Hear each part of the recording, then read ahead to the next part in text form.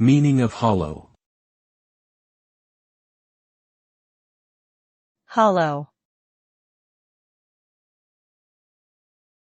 Hollow. Hollow. Hollow.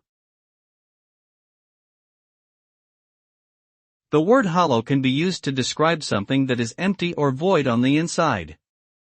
It can refer to an object that has a cavity or absence of material within it, such as a hollow tree trunk.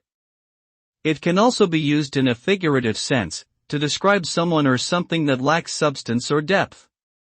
For example, a hollow promise is one that is insincere or unlikely to be fulfilled.